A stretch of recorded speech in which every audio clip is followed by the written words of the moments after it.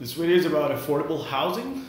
I think this is an issue in Toronto, in parts of California, and elsewhere. I haven't looked at the statistics beyond places I've visited and I have friends in, so I cannot speak of areas outside of these regions. Toronto is a pretty hot market for real estate for a variety of different reasons, which is not the scope of this video. So I'm not gonna get into like do a deep dive of the causes that are driving the price of real estate high. But I think this is an issue again that's prevalent in parts of California, specifically the Bay Area. It's kind of known as Silicon Valley, perhaps around LA and Toronto. And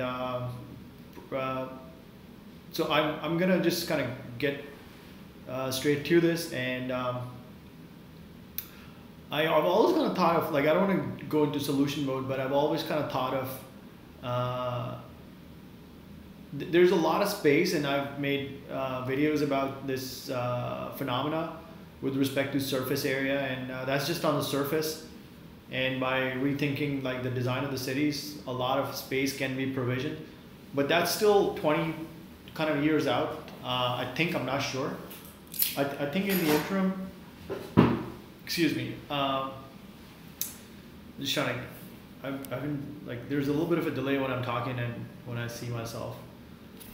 So I think in the meanwhile, there's an opportunity to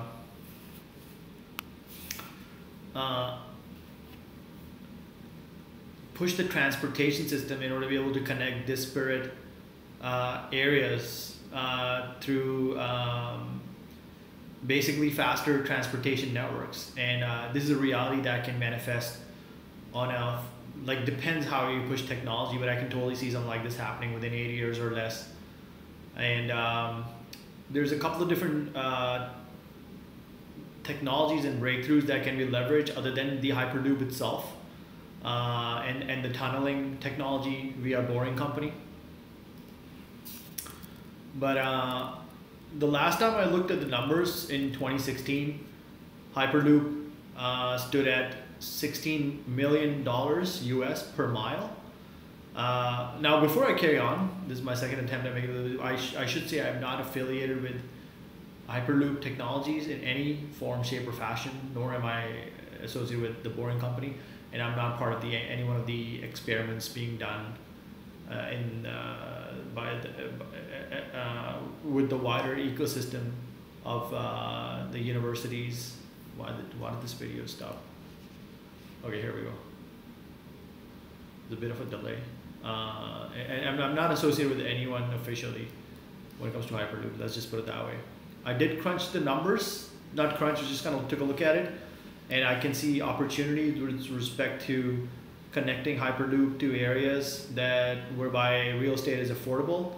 And if you were to take, say if you lived in the Bay Area and you were going to take a Hyperloop to a place whereby if you drove to that location, it would take you an hour and 27 minutes. But if you took the Hyperloop, it might only take you 8 or 9 minutes. Because it's traveling at 600 miles per hour. So I think I did my math right here.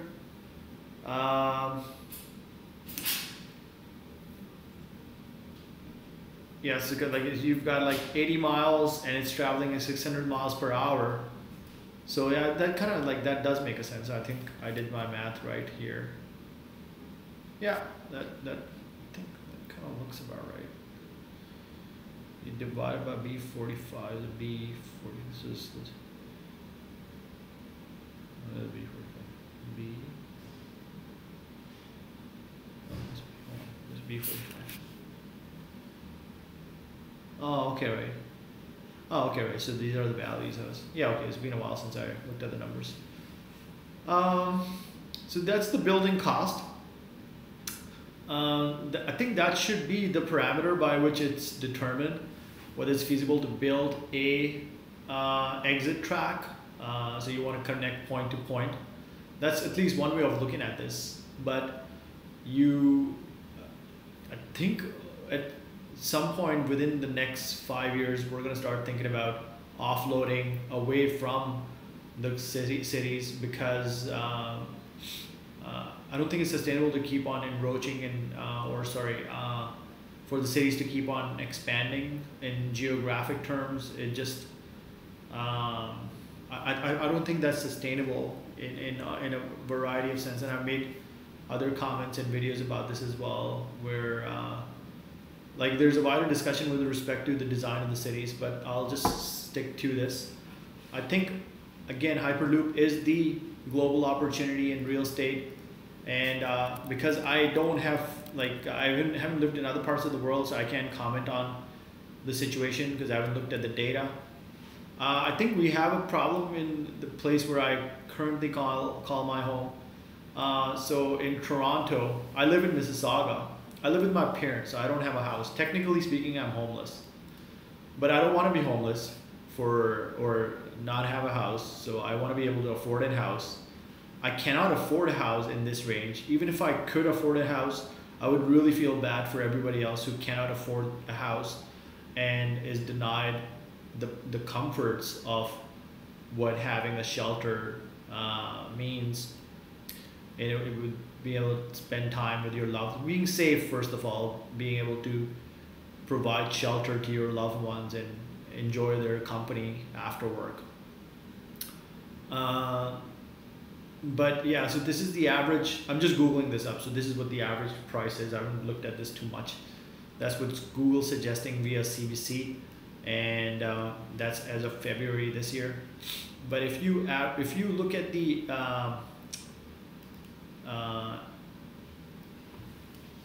average income in Toronto, so these are again not official statistics, but based on the census from 2 years ago, that's the median. That's not average. Median is in the it's the middle, whereas average is the sum of. So I wonder how many standard deviations that is away from whatever the minimum or the maximum is. But actually, let's not do stats.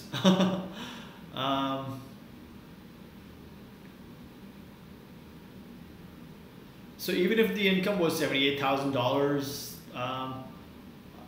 I think that still puts the dream of owning a house away from the reach of a lot of people. How do I make this video? Okay, here we go. It's much better. And so like there's a couple of different ways. So building away from the city is one. So in the case of Toronto, you'd build somewhere up north, I'm thinking, where there's a lot of real estate. But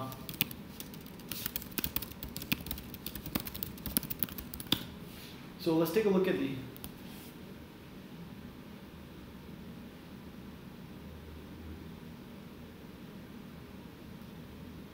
median. That's still not the average. Still median is 1.3 million around the San Francisco area. What about LA? LA is pretty diverse, I think, economically and from the perspective of real estate as well. So again, I don't think the median is kind of makes sense to look at the median. What about New York?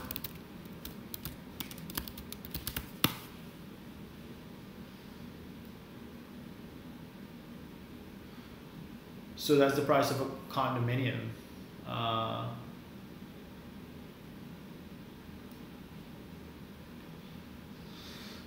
So I'm not going to go look at the numbers or the average salary for each one of these cities, but I think there may be a way to offset the population, for lack of a better word, using new age technologies like Hyperloop. When I talk to individuals in society, the perception is, I don't know how much of this is grounded in truth, but the perception is that because the technology has not been demonstrated, hence there is not an appetite when it comes to society at large, as well as the municipal municipalities, or how the laws are architected. There's no appetite to be able to leverage or look into this because it doesn't exist as of yet. And if it did exist, it hasn't been like the security precautions have not been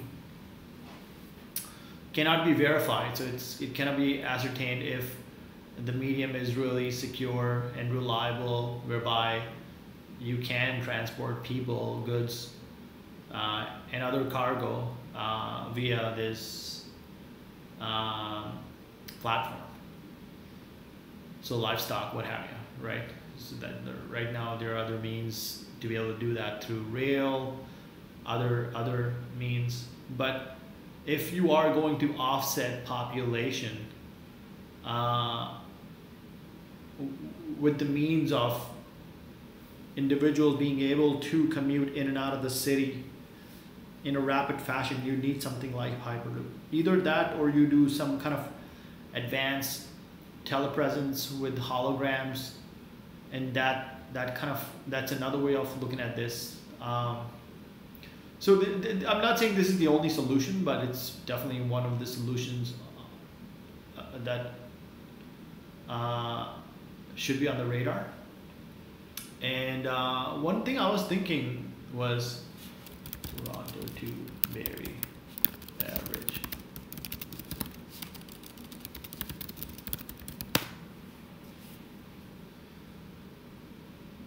So real estate is relatively, like, it's not as cheap as 8 years ago. I think 8 years ago, average house in Barrie would probably cost like 350,000. It's now close to 500K. But if you go up a bit more, then it may be a little cheaper. But that's Toronto to Barrie. Barrie is only 1 hour drive by, okay, an hour and 40 minutes. Okay, I haven't been to Barrie in a while, like a good 15 years or something. Yeah, so 1.5 hour by car, but Sudbury is farther. Yeah, so it's 5 hours. And that's why the real estate is also cheaper, because away from the city, and for, I guess, a variety of different reasons. So I'm not really sure of the climate and whatnot. And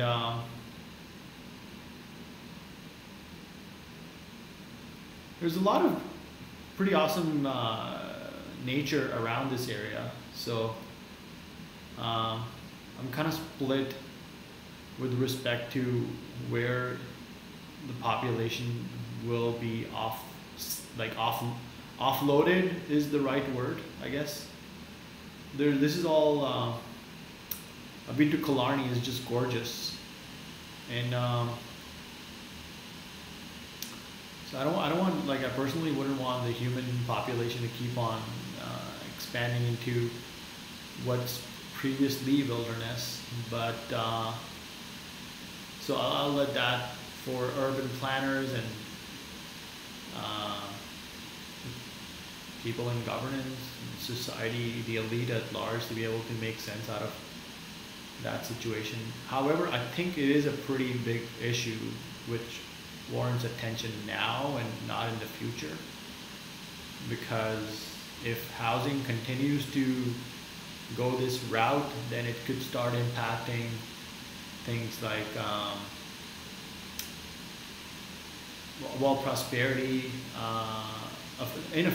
the inability to be able to afford and house impacts a lot of things down the road, like students, their affordability to be able to pursue knowledge, which impacts cycles of innovation, which impacts startups not being able to hire talent because you've got to pay an engineer, I don't know, $140,000 just to get traction on your business. So these are all there's a combination of things that get impacted as a result of housing becoming unaffordable.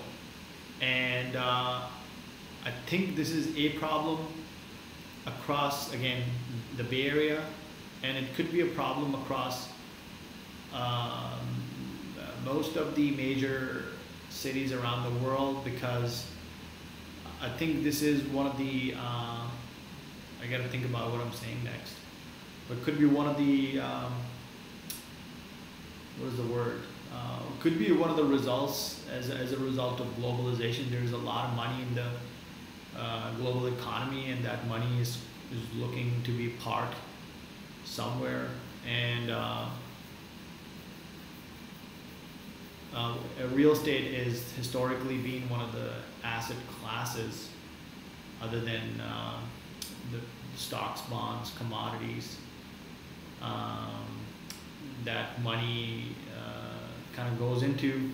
And so what's happening is that the global real estate market is mushrooming or ballooning because of the fact that the portion of the individuals, because wealth is being generated all over the globe now, the economies are mushrooming, but the money is trying to find, people want to find places to park money, and real estate again has been a historical safe bet. If a Hyperloop is built from Toronto to Sudbury, that amounts to, how many kilometers is that? Where is that? So so that's 250, 350, 400, approximately 400 kilometers. Convert 400 kilometers into miles. That's 248 miles, and it's gonna take around 20 minutes to go from, I'm just trying to do the math in my brain. I think I'm doing the right. It's gonna take about 20 minutes, because if 100 miles takes 10 minutes, then 240 miles would take, yeah, so it's like 100, so it's 10 minutes, 20 minutes. Yeah, a little over 20 minutes it's gonna take in order to be able to get from Toronto to Sudbury.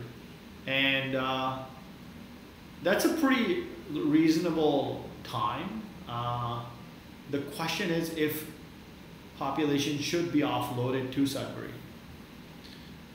And I think this is like there should, like, I don't know like much about wildlife and reserves. There's a lot of beauty in this area.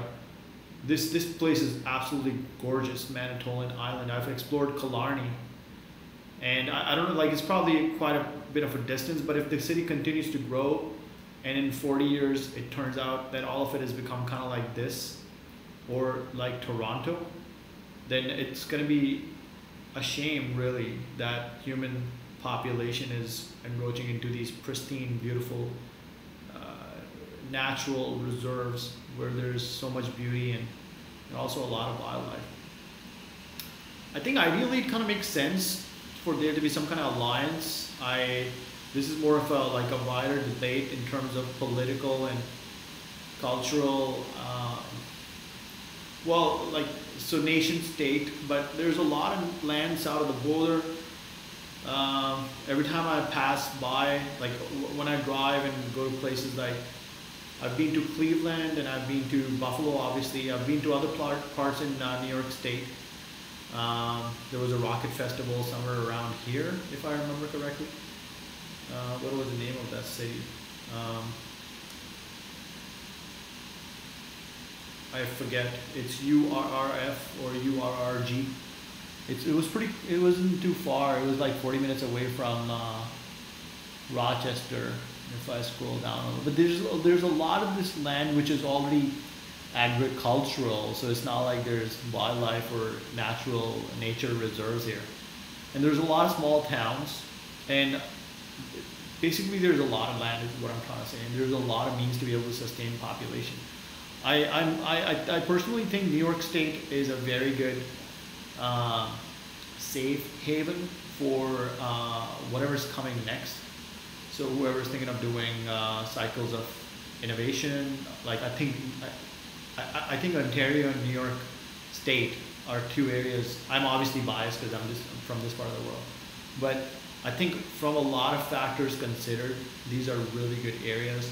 There's water, first of all, there's abundant water for at least the next 100 years, I would say, if not more.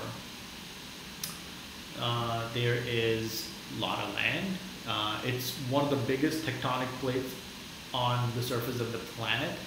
So geologically speaking, it's one of the most stable parts of the world.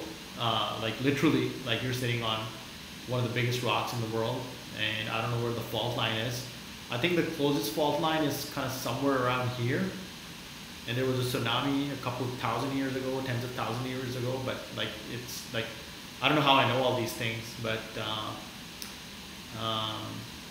yeah, like that's quite a distance. And culturally speaking, politically speaking, there's a high concentration of of universities and college, which results into well, that coupled with the policy making is nimble, and it's just like culturally, politically is like one of the most stable parts of the world, and population is highly educated. At least north of the border, there's universal health care. There's a lot of positive things happening in this part of the world, and this is why I think, again, I'm biased, but this part right here, like I don't know how to draw the parameter, but there's a lot of prospects for growth in a future sense right here. However, I care about other parts of the world too, and I care about the parts of the world where I have friends, acquaintances, and I mean, from the perspective of cycles of innovation, this area right here, generally known as Silicon Valley, so it's kind of like the stretch from San Francisco to Palo Alto and surrounding areas. Generally speaking, like this right here, where I'm kind of trying to draw the circle, has been a hotbed of innovation since the time of Frederick Terman. And again, based on the models I've shared, there is the ability to be able to offload population, literally, to places like Modesto, which is right here, 86 miles away. It's going to take 8.5, a little bit over 8.5 minutes by something like a Hyperloop. If you were to drive, it takes an hour and a half, so it's a fair bit of commute every day. It's regressive. It's a negative impact to the quality of life of the individual commuting, that much of a difference each day. As well, it's not good for the environment. So I'm thinking San Fran.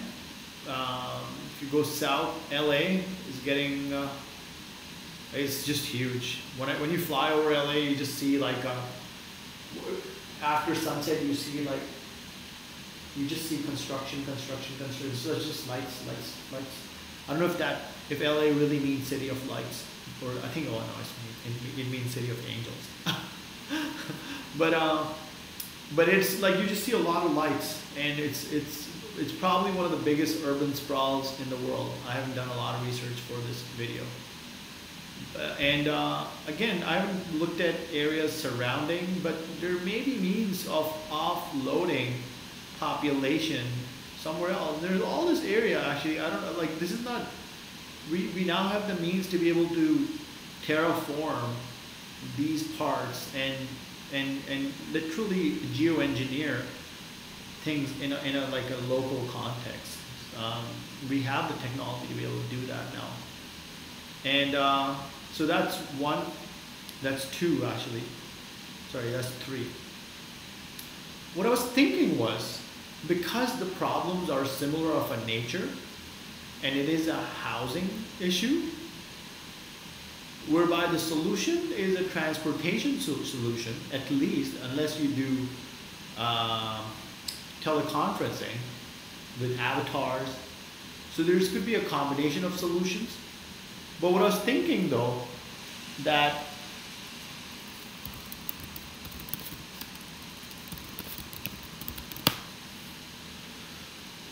so because a similar set of problems are being faced by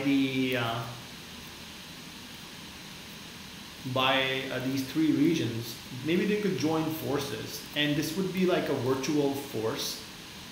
And so it remains to be seen how the panel would be architected. I'm not talking about committees or like large bodies whereby there's a lot of discussions. You want to unleash the entrepreneurial energy in order to be able to solve this problem and have full faith in the entrepreneurial ecosystem of North America, which is a very diverse and wide kind of a reality with innovations happening in a broad spectrum of spaces.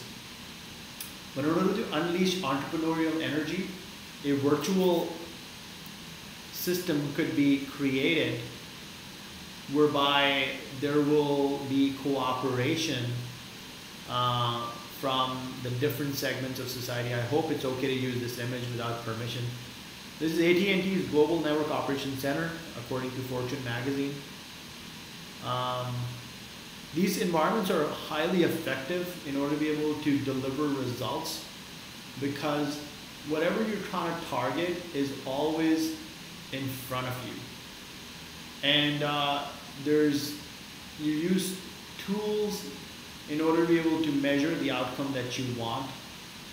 And what you do is you measure it and you report on it every day. So I will obscure my face with, this is funny. I didn't plan it this way. So you will measure again and report on what you are looking for. And in the world of Carl Pearson, who is one of the fathers of modern statistics, that which is measured improves, that which is measured and reported improves exponentially. That's coming directly from Carl Pearson. And Peter Drucker, the great Peter Drucker, what gets measured gets managed, could not have summarized it more eloquently. Thank you, Peter Drucker. So if there was a means to be able to say that this is the percent of the population which we believe require affordable housing, and then you start taking action, you start doing the surveys, figure out where the site is going to be, figure out how it's going to be connected to the hub, which is the city in this case, the city that is closest to that location in physical proximity. And you would just start reporting on it. So what's going to happen is you're going to start giving the mayors of the city will be on terms, and you could have actually, instead of having just one mayor, you could have sub-mayors, and the sub-mayors would kind of borrow principles from, I don't work for any one of these organizations, nor have I ever worked for them. I just want to make that very clear. However, I do see what's working in terms of designs, and DARPA, which is the innovation wing for the US military or army, they just kick their employees out after 4 years. And I would say that the mayor could appoint sub-program managers. So in the respective housing, there will be program managers, and they will appoint their leads, who are going to be individuals who have accomplished something in life, built something of value that society values for some concrete purpose other than just be able to make money. If somebody made money, and that's okay as well, and they're able to contribute, that's fine. But somebody who has demonstrated something like you've landed a rover on the moon, or you build, or sorry, on Mars, or you, although it's going to be tough to get individuals like that because they're now running some very like amazing companies, or you maybe made cameras for the ISS, or you did something in terms of social innovation, and you can actually drive that change.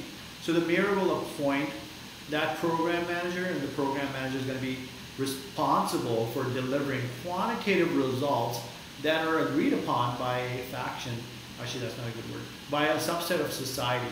And these decisions are going to be made democratically using new age, I'm not trying to use buzzwords, but like the technology again is ready to be able to start leveraging some of these principles or some of these methods. So use a framework for distributed decision making or distributed democracy.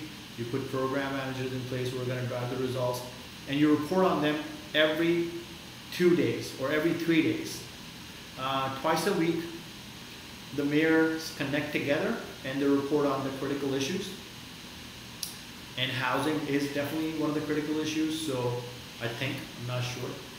So what the mayors will do is they will sit down, they will review the progress.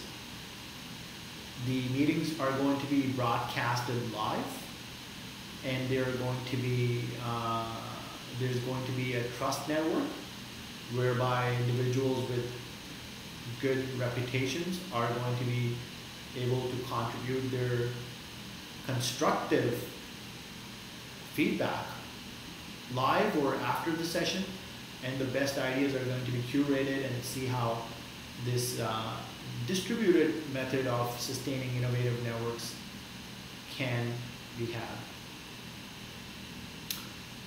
Another benefit of doing something like this would be to share best practices, because if Toronto, Toronto, LA, and San Fran have the same problem with respect to housing, then it makes total sense to do this together and do it as openly as possible so that everyone benefits, instead of sending like a scout or a representative in another part of the world to take a flight and they try to make sense out of what's going on, and they translate it, they bring it back. There's a lot of good information potentially being lost in the translation, so just do it openly and democratically is my thought.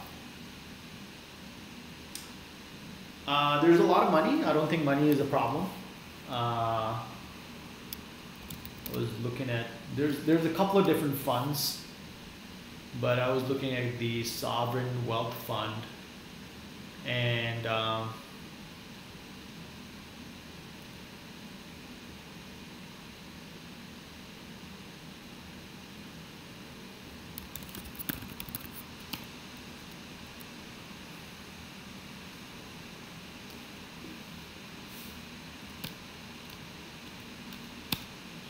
Canada's got a pretty big fund in oil based out of Alberta, $13.4 billion in assets.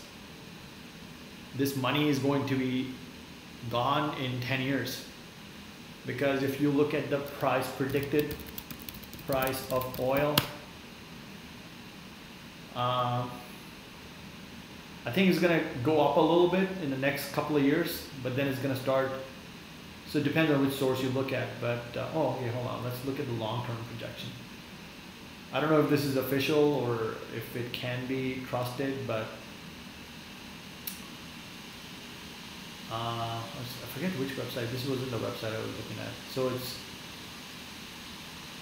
depends on whose projection you want to look at. World Bank's projections, IMF projections, that's going to 2030s, this is only going to 2022, which is 4 years down the road.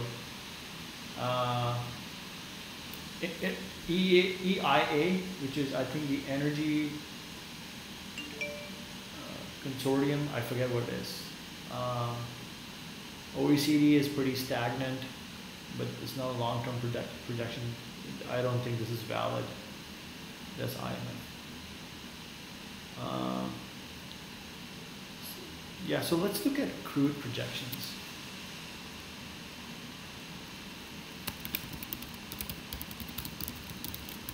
Where I'm going with this is the sovereign wealth fund. I did the math. I'm not going to share those statistics here. I think it is $8 trillion, trillion with a T, T for tango. $8 trillion in total reserves for just the world's largest funds. And there's a 50% exposure to oil, gas, mining. I've done the math here. So I took all of this data, I broke it by asset class or the origin. And then it's very apparent that 50% of the exposure is in these categories that I just shared. And because there's something that's going to happen to oil, because solar is going more mainstream. Solar is already at parity with coal in China and India, from what I understand, and soon is going to be at parity, P-A-R-I-T-Y, with other fossil fuels, so petroleum and gas. Once that happens, the price of oil is going to start actioning one of my action items. Sorry, on this. The price of oil is going to start collapsing. Once that happens, the fund managers are going to be scrambling for money. So that my point is, there's a lot of money, and this money should be invested towards better things versus just sitting there and collecting 5%.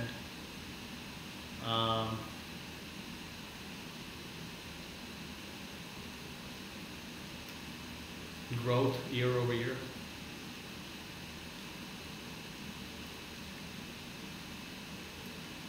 My personal prediction, I could be wrong, this is not any advice, certainly not financial advice. I would say that the price of oil will be either steady or in a slight upward trend till 2022, and then it's going to start going down, and it's going to go down rapidly past 2026. So in about 8 years, in 8 years of time, the price of oil is going to collapse.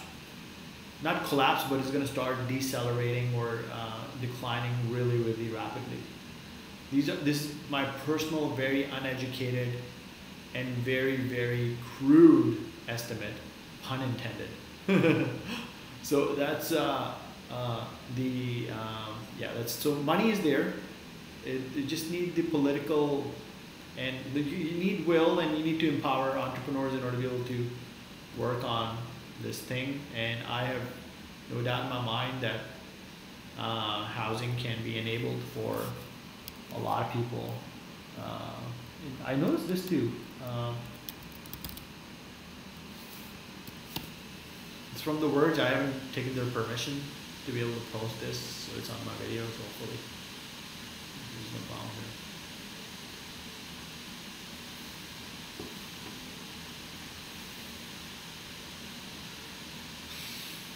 So this house was printed for $8,000. Okay, $10,000 right now. Plans to bring down the house to $4,000 per house. This is what it looks like right now. I'm not gonna play the video. This is just the start of what you can do with 3D printing. And through other technologies, you can make this earthquake proof on a certain Richter scale, obviously. So that could be very, very beneficial for ensuring the quality, safety and security of the human life in places like parts of California, which are sitting pretty close to a tectonic plate.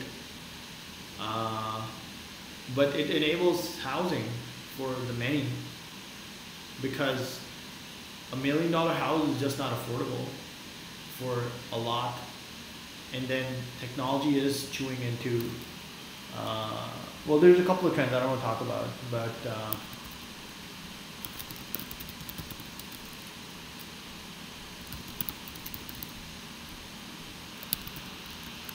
so if you Google AI average company life Standard & Poor, which is, I believe, I think it's some kind of a rating, which is pretty well respected. So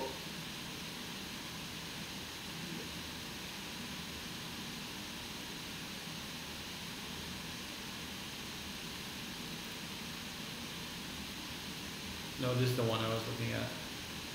I've shared this before. So the average lifespan on the S&P 500 index is only 10, 12, maybe 12 or 13 years. And in the 60s, it used to be 60 years, and then it's shrinking. So 12 years company, like I think this is less now and this keeps shrinking. The other thing that's happening is companies don't have to employ a lot of people.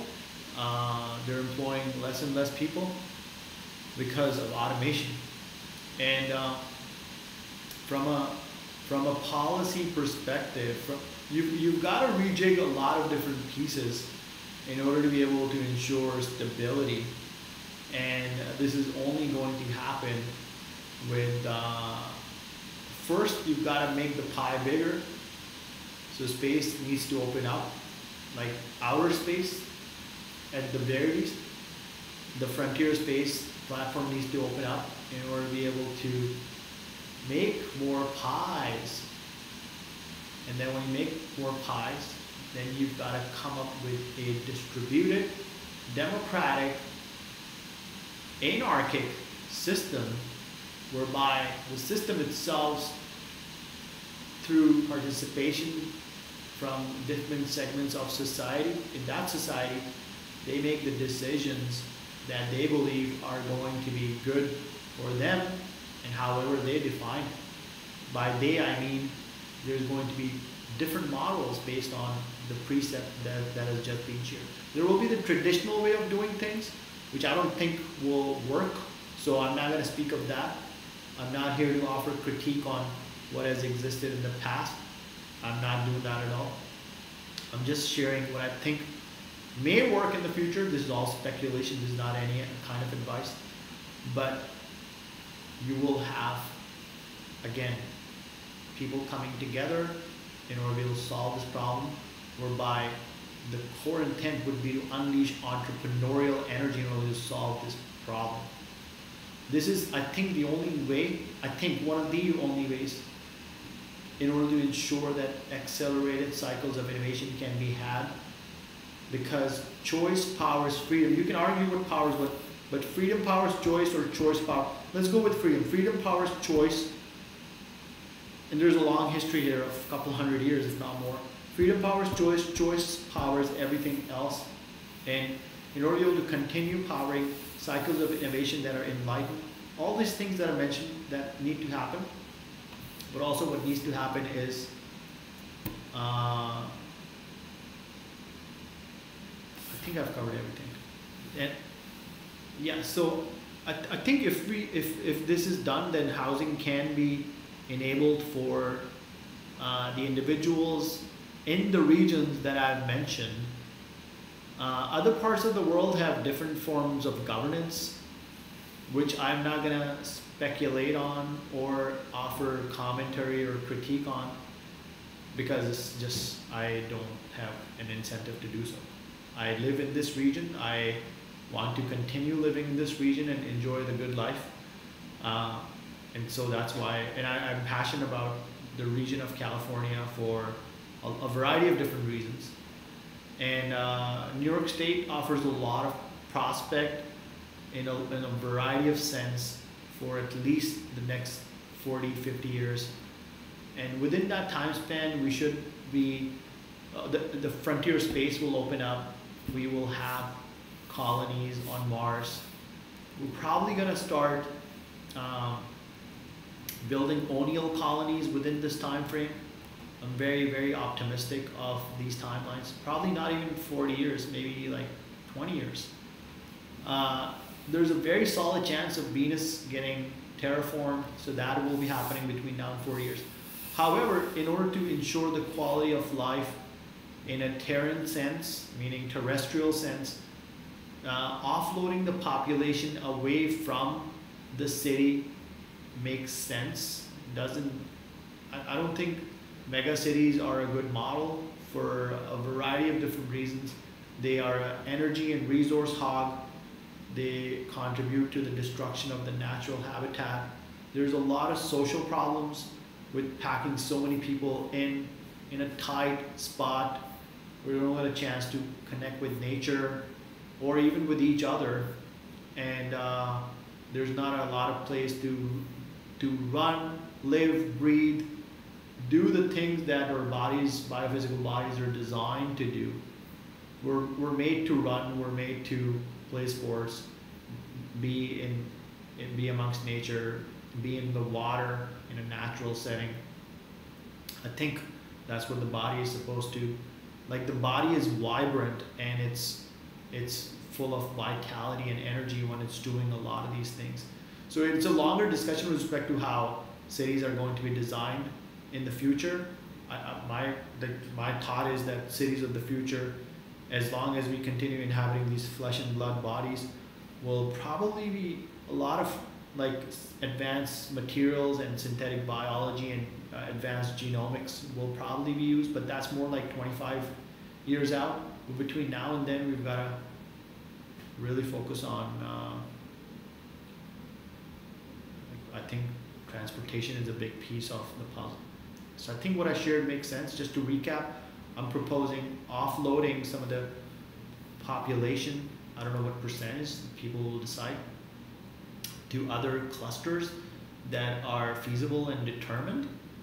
And you do that keeping the time to travel into consideration. You don't want the commute to be 3 hours both ways each day. I'm also proposing that other means of interaction are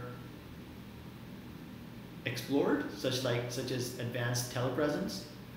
Then I'm proposing that in a North American sense, areas that have this problem with respect to, again, Bay Area, LA, and the Toronto region, that people from different segments of society join forces in order to be able to unleash entrepreneurial energy in order to be able to solve this problem. I'm proposing that a virtual, you build a facility which isn't going to take a lot of money to build or man. You can use one of the existing buildings as well, because the municipalities already own infrastructure and building, and you just have maybe like max $100,000, maybe half a million dollars at max, or maybe $250,000 for audiovisual equipment and internet, and salary is not including, but you don't need a lot of people to man this, and you basically have a nerve center built which borrows precepts from DARPA in terms of no tenure, you drive the results. If you're not driving the results, you're fired. And so the mayor is going to be directly responsible for ensuring that they're keeping program managers accountable, and the program managers are going to bring qualified individuals on board who have a demonstrated ability to be able to drive results. And so that's, I haven't thought about all of these things in depth, so none of what I say may actually work. And also, I'm not even sure if what I'm saying is valid. However, the alternative, which is to not do anything, could be disastrous, I think.